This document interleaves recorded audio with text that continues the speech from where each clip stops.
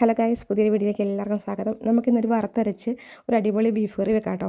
നാടൻ രീതിയിലുള്ളൊരു കറിയാണിത്. ഒരു പാത്രത്തിൽ വെച്ചിട്ടുണ്ട്, അതിലേക്ക് കുറച്ച് എണ്ണ ഒഴിച്ച് കൊടുക്കാം. ഇനി ആവശ്യത്തിന് കടുക് ഇട്ട് കൊടുക്കാം. കടുക് പൊട്ടിക്കഴിയുമ്പോൾ ഇതുപോലെയുള്ള കറുവപ്പട്ടയോ ഗ്രാമ്പൂ ഏലക്കായ ജാതിപത്രി അങ്ങനെയുള്ള സാധനങ്ങളൊക്കെ നമുക്ക് ചേർക്കാം കേട്ടോ. അപ്പോൾ ഞാൻ ഇട്ടേക്കുന്നത് കണ്ടല്ലോ, കറുവപ്പട്ടയും ഗ്രാമ്പുമാണ് ഇട്ടേക്കുന്നത്. ഇതിലേക്ക് കുറച്ച് പെരുംജീരകം കൂടി ഇട്ട് കൊടുക്കാം. പെരുംജീരകം നമ്മൾ വറുത്തരയ്ക്കുന്ന കൂട്ടത്തിൽ അരയ്ക്കുന്നതിനും കുഴപ്പമില്ല കേട്ടോ. ഇനി കുറച്ച് തേങ്ങാക്കൊത്ത് നമുക്ക് നന്നായിട്ടൊന്ന് മൂപ്പിച്ചെടുക്കാം.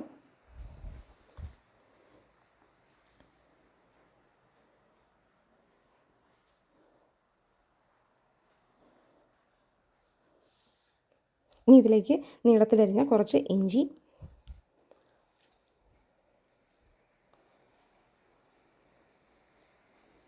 കുറച്ച് വെളുത്തുള്ളി, ഈ ഒരു 3 വലിയ സവാളയാണ് കേട്ടോ അരിഞ്ഞ് വെച്ചേക്കുന്നത്. അത് ഒരുപാട് കട്ടിയില്ലാതെ അരിഞ്ഞേക്കുന്നതാണ്. അതും കൂടി ഇതിലേക്ക് ചേർത്ത് കൊടുക്കാം. ഇത് നമുക്ക് ഉലർത്തിയെടുക്കുകയൊന്നും വേണ്ട. ഇതിൻ്റെ ഗ്രേവിയൊക്കെ വളരെ ടേസ്റ്റ് ഉണ്ടായിരിക്കും നമ്മൾ വറുത്തരയ്ക്കുന്നത് കൊണ്ട്. അതുകൊണ്ട് ഉലർത്തിയെടുക്കുകയൊന്നും വേണ്ട. ആ ഗ്രേവിയോട് കൂടി തന്നെ നമുക്ക് ചോറിനോ അപ്പത്തിനോ പുട്ടിനോ ഒക്കെ കൂട്ടാൻ അടിപൊളിയാണ് കേട്ടോ. നമുക്കിതിന് നന്നായിട്ടൊന്ന് വഴറ്റിയെടുക്കാം.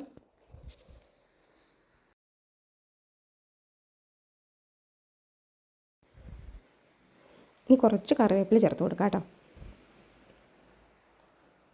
വറുത്തരയ്ക്കുമ്പോൾ അതിൽ നമുക്ക് അതും കൂടെ മിക്സ് ചെയ്ത് അരച്ച് കൊടുക്കുകയാണെങ്കിൽ നമ്മൾ കറിവേപ്പില ഒന്നും എടുത്ത് പുറത്ത് കളയില്ല, എല്ലാം നമ്മൾ കഴിക്കുന്നതായിരിക്കും.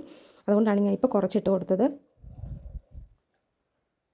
ഇനി നന്നായിട്ടൊന്ന് മിക്സ് ചെയ്യാം. ഇനിയാണ് ഞാനിതിലേക്ക് ഉപ്പ് ചേർക്കുന്നത്. സവാള ഒന്ന് വഴന്നിട്ട് ഉപ്പ് ചേർത്തില്ല എന്നുണ്ടെങ്കിൽ അത് ഇങ്ങനെ കടിച്ച് കിടക്കും കേട്ടോ സവാള. അതുകൊണ്ട് സവാള ഒന്ന് വഴന്നതിന് ശേഷം ഉപ്പിട്ട് കൊടുക്കുന്നതായിരിക്കും നല്ലത്.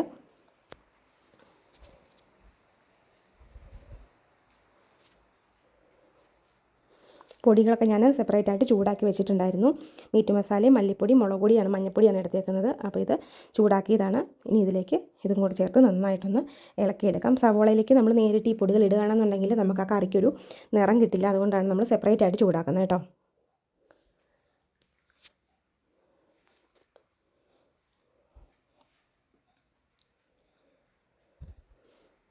ഇനി പൊടി മൂക്കാനൊന്നും വെയിറ്റ് ചെയ്യേണ്ട, നന്നായിട്ടൊന്ന് ഇളക്കി മിക്സ് ചെയ്താൽ മതി.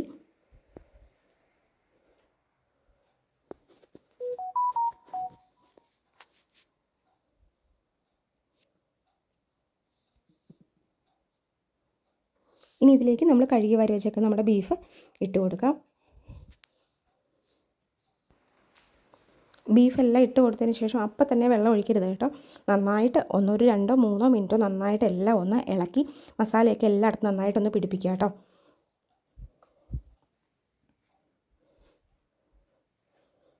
ഇനി നമുക്കിതിലേക്ക് ആവശ്യത്തിനുള്ള വെള്ളം ഒഴിച്ച് കൊടുക്കാം.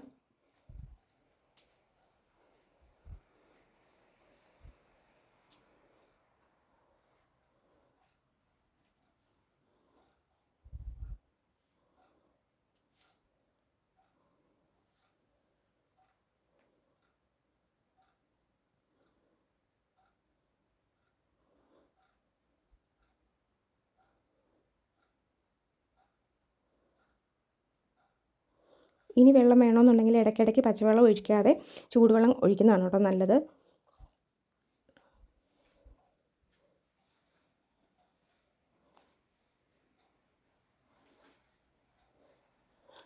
ഇനി ഇത് ചെറുതീയിലിരുന്ന് നന്നായിട്ട് വേവട്ടെ. 10-15 മിനിറ്റ് കഴിയുമ്പോൾ ഒന്നെടുത്ത് നന്നായിട്ട് എല്ലാം ഒന്ന് ഇളക്കി വെക്കും. നമ്മൾ ഇറച്ചി ഒക്കെ വെക്കുന്നത് എപ്പോഴും അടുപ്പിലാണ് കേട്ടോ. നമ്മൾ ആദ്യം ഒഴിച്ച ആ വെള്ളം എല്ലാം നന്നായിട്ട് പറ്റിയതിന് ശേഷമാണ് ഇതിലേക്ക് തേങ്ങ വറുത്തരച്ച ചേർക്കാൻ പോകുന്നത് കേട്ടോ.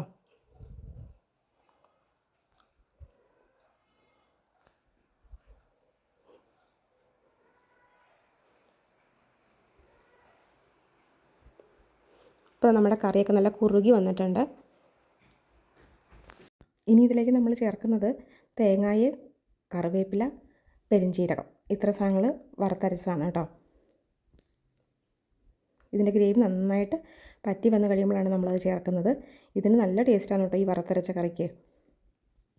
അപ്പോൾ നമ്മുടെ ഇന്നത്തെ വീഡിയോ ഇത്രയേ ഉള്ളൂ. ഇഷ്ടമാണെങ്കിൽ നമ്മുടെ ചാനൽ സബ്സ്ക്രൈബ് ചെയ്ത് സപ്പോർട്ട് ചെയ്യാൻ മറക്കണ്ട. അപ്പോൾ പുതിയൊരു വീഡിയോയിൽ നമുക്ക് വീണ്ടും കാണാം.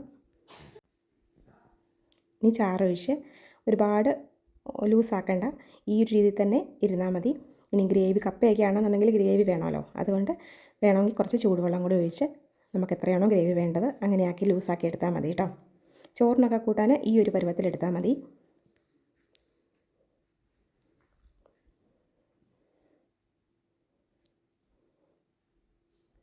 അപ്പോൾ ബീഫ് കിട്ടുമ്പോൾ ഇങ്ങനെ ഒന്ന് ട്രൈ ചെയ്ത് നോക്കിക്കോളൂ കേട്ടോ.